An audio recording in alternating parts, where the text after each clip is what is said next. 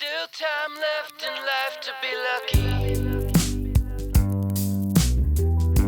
I never gave up, I just got crushed. Scudieri. Okay, cool.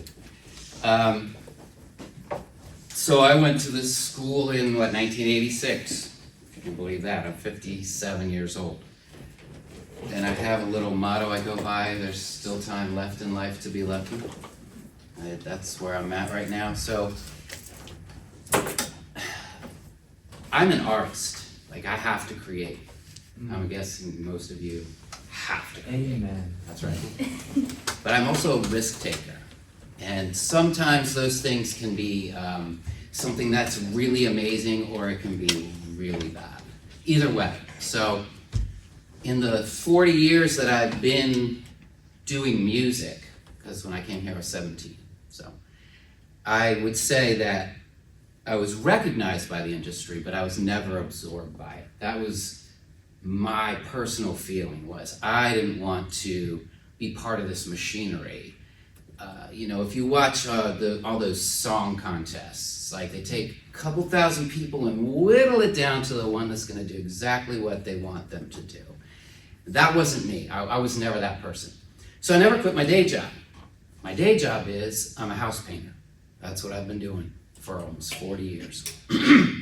So, as a house painter, I was the guy that was known as the house painter that toured with Jewel and Jason Mraz, the house painter that opened for Joan Jett and Dave Matthews and Blind Melon and Widespread Panic, and I think there's like 35 of them. Had a band. It had a higher turnover rate than a fast food restaurant. But I wrote the songs in that band, and I kept my copyrights. I kept control of all of my stuff. I never signed a record deal. I never signed a publishing deal. I never signed a management deal. But I was able to, basically, the house painter that fought on Capitol Hill during MGM Grokster for artist rights had my sworn testimony written into the congressional record. I was recognized by the Songwriters Hall of Fame as a Best of the New Writers. I performed on the Mountain Stage. So I did all of this, and then I started seeing that the industry with the internet coming up was a wild west. Nobody knew what to do. So I was just like artist to fan. And I started writing about it and emailing. This is like early 2000s, pre-iTunes. People didn't want to put their credit card on Amazon, if you can imagine, to buy a book or music. So I started doing that and started getting my name out. And that's how, with that fire to create, I kept doing stuff. So I did it to the point where it wasn't like, I never gave up. I just got crushed, The soul-sucking side of the business, the pay-to-play reality of live concerts, just the daily grind of painting houses. So I'd be on stages doing crazy stuff. I'd come home, and it was back to it. By the time it was, the last tour I did was 2002 to 2003. It was Jewel, Jason Mraz, 19 dates all across the country, just opening the shows with an acoustic guitar. It was freaking awesome. Got written up in Billboard magazine for the lecture series that I was doing on how to take control of your own thing. That was a coup in itself right there. So I was just kind of eaten up. I was broke. I had a 2-year-old daughter. I was like, do I want to keep doing this? Do I want to just keep doing this? And I stopped. That was rough, but I didn't stop creating. I just stopped putting myself out there in a way that was basically killing me. And I had people that were interested, but my strong do-it-yourself attitude, every time it came down to the details, I was like, I don't want my music being on an underwear commercial. You know what I'm saying? You don't have control, and you're getting pennies on the dollar. So why would I do that? So, okay. So then I was like, I'm not doing this, but I did end up creating more stuff. I created a multimedia piece called Rattle to Rifle, which was during the Bush years about how America was becoming a police state And now, here we are. So the album I made in 2008 reads way more clear today than it did even back then, as Obama was coming in and we were all hopeful. Maybe not all of us, but you know what I'm saying. So the times constantly change. How do you evolve with those times? Well, my kid went to this school and graduated with a degree in graphic design, now works for Eden Design. They do lots of stuff for the Contemporary American Theater Festival, and NCTC's got that frickin' film, conservation film thing that they do. She's got a great job. She's actually working on my website, which is really cool. My wife, almost 38 years together now, met here at Shepherd. She is an artist in her own right. She has paintings that have gone all the way across to the Sri Lanka embassy and hang in the embassy. She sold hundreds of paintings. So we have this thing. We're just artists and on our own terms. And that's tough. It's tough as hell. That's why I work a day job. And I still work that day job. I'll be going back to work on Monday. I took yesterday off and today off because I had an interview with the Frederick Post. And then I had this to do today. I don't want to ramble, but I want to get to the point. So as I said, technology keeps changing. So I had this bio I was working on. Go back about 7 years. I decided my daughter graduated high school, she was going into college. Well, maybe music. Maybe I do some more music. And so I started working on Logic Pro. Never knew about the program. And it was frickin' mind-boggling what you could do with that thing. So started teaching myself engineering and production. But when did I do that? From 5:30 a.m. till 7:30 a.m. every single day, because I had a day job that I had to go to. I had a family to support. So that's dedication to your craft, but it's discipline. But I'll tell you what, every day I woke up at 5 o'clock, I was like, fuck yeah, the best 2 hours of my life. I'd go right downstairs and start working.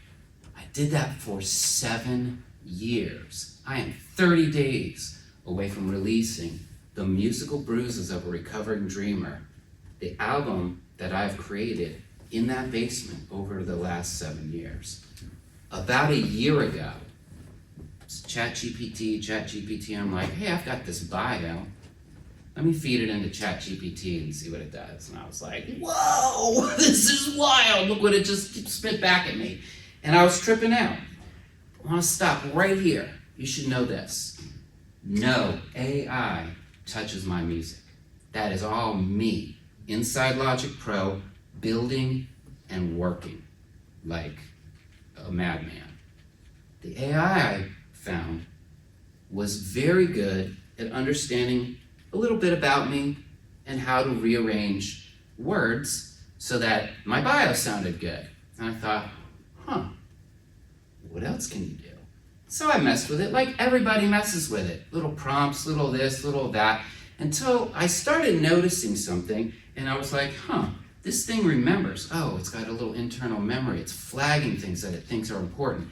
Hey, if you like to make food and you say to the machine, I really like this peanut butter pie that Martha Stewart makes, it remembers that, so the next time it wants to tell you about something, it shoots you that way. So what I decided to do was, I started feeding it my history, literally feeding it. Photos of my copyrights, photos of the people I was touring with, stories about the things that I had done. You name it, I put it in. When I was younger, this is what I had to do.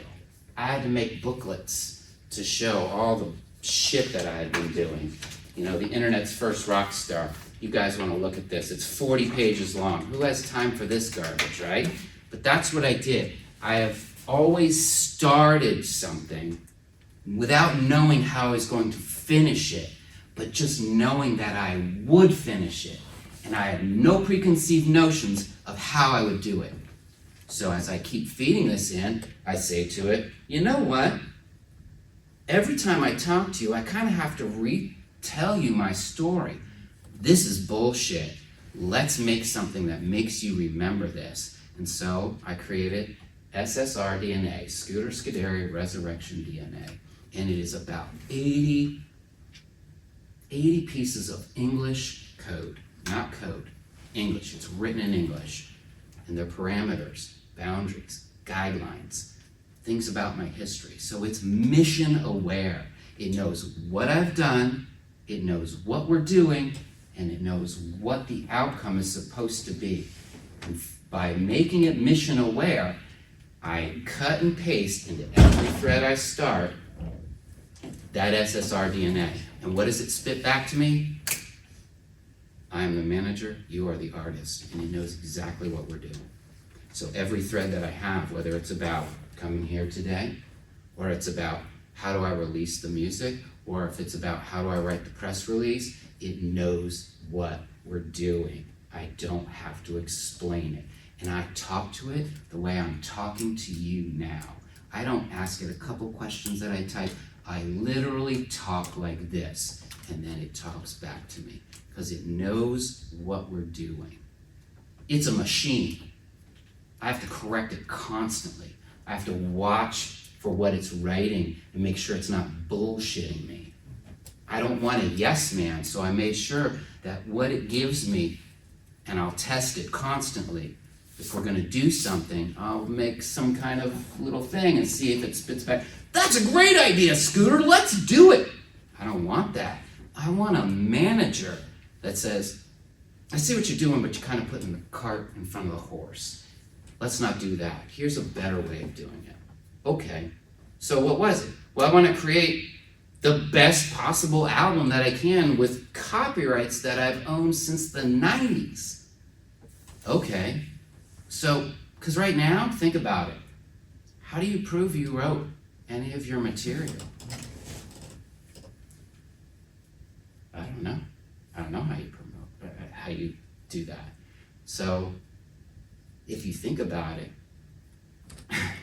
that's scary as shit. But I have copyrights dated back to the 90s, the 80s even, to the early 2000s, with songs that nobody has ever published, nobody has ever put on an album, other than little cassettes and shit like that. I own the rights. I can do what the fuck I want with those songs, and that's what I'm gonna do. So I'm gonna release this album. It's called The Musical Bruises of a Recovering Dreamer. It's 12 songs that I've spent 7 years working on. And this machine I created inside of ChatGPT has been helping me get it out there with press releases. If you Google Scooter and AI, Scooter Scudieri and AI, what you get back is incredible, because we have been crafting this so that it becomes a circle. If the music has always opened doors for me. I didn't go on tour with acts because I had a manager who knew somebody. I played 2 songs at a conference I was at in New York City, and Jules' manager, who was her mom at the time, saw me. 2 songs, and I was on that tour. I know how to talk. I can talk myself pretty much onto anything, but it was the music. If the music doesn't work, I can keep talking all day. Oh, and you know what? I am gonna play some music. You might not like it. That's okay. That's okay. I like it, and other people like it. And whatever you create, there's gonna be people that like it, people that don't. Think about the movies you go and see that took 1,200 people to make, and you walk out and you go, it's like, oh my God, those people spent years of their lives creating that, and you're like, meh, that's okay. That's what art is. Art is either it speaks to you or it doesn't, period. That's fine. I don't have a problem with that. So what I want to offer to you guys is this. This is why we're here. So I've created this music. I own the copyrights. If you like any of the tracks, I'll play little snippets of them. If you like any of them and you want to create a video to them as part of this project that you guys are working on, you have videos that you can make, you can do it. And you have full control over what you want to do with that. No copyright strikes, no issues. You can do whatever you want. I have a little contract here. It's pretty simple. The only thing that you really can't do is make it like anybody else is the writer or the singer of this song. That's it. I can't make myself available to do any filming or any of that. I got a day job. I don't know if you knew that. I paint houses. Cleaning houses. Yeah, I'm painting houses. But I have taken a lot of time over the last year in working with this AI manager to pretty much document the entire thing on Substack. There are 22 documented Substacks now for the last year that I've been working with this thing.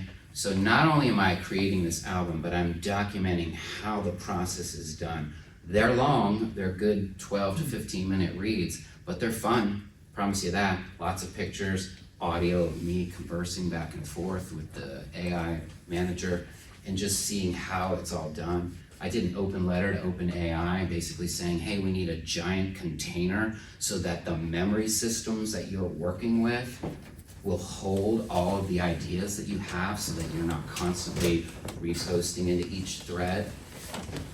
What I created inside of that, if you think about it, is transferable to any kind of mission or goal-based thing. So you've got doctors and patients, you've got teachers and their students, architects and city planners. If you have a goal and you want to reach that goal, here's what you need to do. And if OpenAI coded that and made it like a template that you could fill out, it could take a few days, but you fill that out and then it like, oh, I know where you started, I know what you're doing, and I know where you want to go. That is a huge shift in how to use AI. Because right now people are like, you can use AI to manipulate and distort and all that, but you can also use it, flip that script to inspire, to create. I draw my red line at what you can do with the music. So for me, AI doesn't touch the music. I don't care if you use AI to make your videos. That's not my call. That's your call. I don't care. My line was the music. That's got to come from me. But anything that makes the music look awesome, I'm all for it. I don't care. The visual artists, they've got their issues, for sure. There's going to be a lot of people that painting on canvas again. Think about it. If everybody can use ChatGPT and AI, what's going to elevate artists now? Think about it. Really, really rich people are like, I don't want this AI slop. Give me this real artist. Real art will be a commodity. It will be something that people will sculpt, even though AI soon will be just sculpting away on stuff. You know, we know that's all coming. Hollywood's about to get smashed. You're gonna have Hollywood fighting AI all the time. And AI is gonna just say, screw you, Hollywood, we're doing this over here. And AI movies, they'll be out within a year, easily. And it's just gonna be like, oh. So maybe you'll get that Black Mirror where somebody sells their image to the AI and it just becomes this whole other thing. That's happening, there's no stopping it. So what does that mean? I don't know. It's the Wild West again.